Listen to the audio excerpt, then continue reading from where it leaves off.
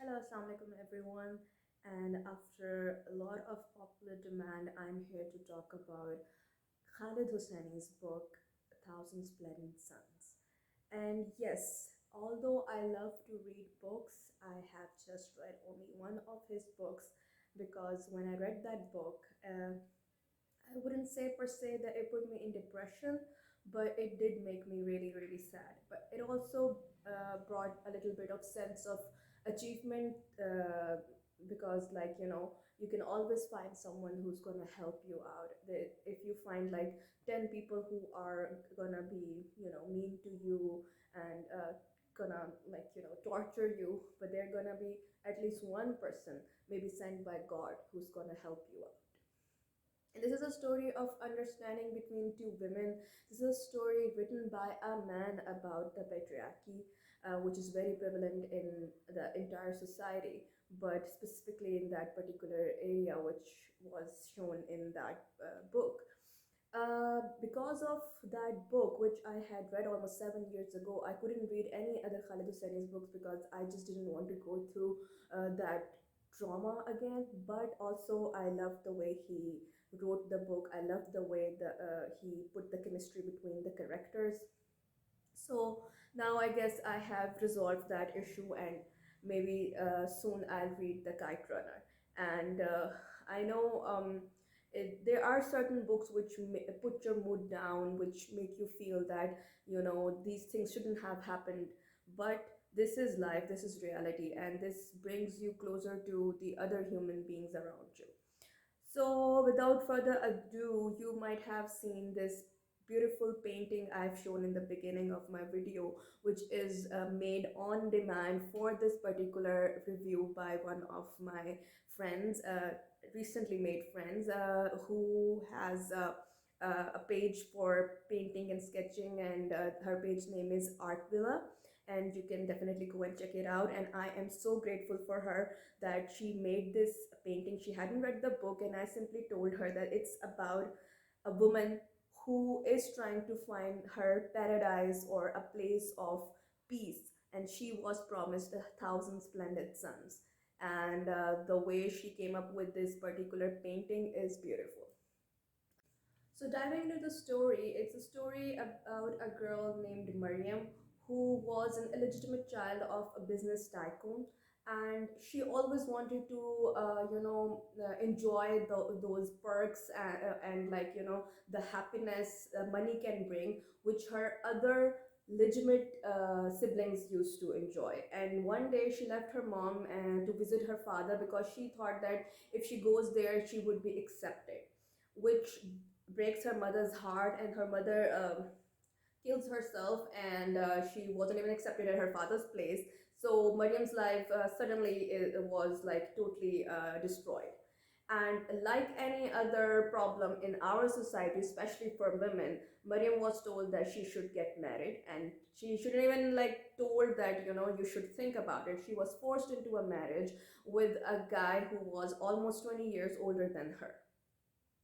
And this person named Rashid was very nice to her in the beginning because he was very happy that he got married to a young woman, and he thought that he's gonna be a father of a son soon. But that didn't happen, and apparently all the miscarriages Mariam had were her fault. So Rashid became like, crude with her, and he like didn't used to take care of her anymore. And after that, there is another story side by side, parallel going, of another woman or a young girl named Fatima who used to live in Mariam and Rashid's neighborhood, who was in love with another guy whose name was Tariq, I believe, who passes away in a war breakout or some, a violent crime, where she was left alone again because Fatima and Tariq were in love, and they had been physical, and Fatima was pregnant with Tariq's child. And at that point, again, Fatima was told the universal solution to get married to someone. And she gets married to Rashid because Rashid was really, really glad that he's gonna get married to another young woman, even a younger woman. But when she gives birth to a girl, Rashid was totally devastated. He was like disappointed in his fate and everything, that why this keeps on happening with him. And then he becomes really rude and torturous, and he used to torment his both wives all the time. In the beginning, when Fatima came as like a the second wife of Rashid in Mariam's life, Mariam was really pissed at her. But when she realized that this poor girl has been beaten up, and she is also having a very torturous life, Mariam starts developing empathy for her. And then later on, there was a big twist that Tariq, the guy Fatima was in love with, was never dead. And Rashid had made up that story so that he could marry Fatima. And at that point, Fatima did give birth to Rashid's son. He like took after his father. Like he was like very he was a toddler. He used to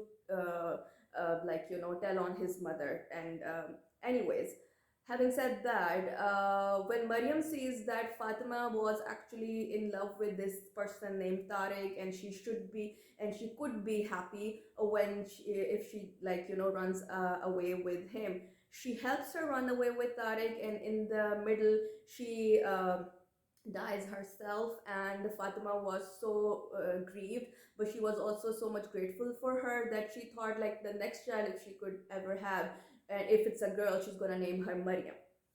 But all those things I have told you like as an outline, what happened, what didn't happen. But the way Khalid Hosseini made the connections, the way there were the dialogues between Fatima and Maryam, how they understood each other, especially the point where Fatima delivered her son with C-section without anesthesia in a very dirty government hospital. That I imagined that scene, and it's still like stuck in my mind, and it gives me creeps. So now you can see why this book can make you depressed, or it is one of the saddest books I'm talking about. And afterwards, when they moved to Pakistan, Fatima and Tariq start living a better life, and they started charities and everything. And then there's a point where Khalid Sani never actually explained what happened, because it kind of gave me a mini heart attack that Tariq used to get very bad headaches almost every other day. But they never explained why he was having them, and I was at the verge of crying that please don't kill Tarek. So at least at the end of the book, he didn't die, but it kind of like it was left in the middle that he's gonna leave her soon too. Although he was a good man. And the best thing about, again, I would say this book was that Khalid Hosseini, being a man, talked about the toxicity, the masculine toxicity in our society, which is very like casually perceived and very casually accepted.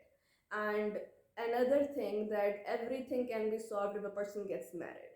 So even for men and for women. And I guess this is not a correct solution for anything. It can help those people who are in love, but not any other person. It usually destroys two people's life, and sometimes in this case, three people's life. So this was my review of Khalid Hosseini's book, and I'm definitely gonna try to read more of his work. And stay tuned. Thank you. Bye.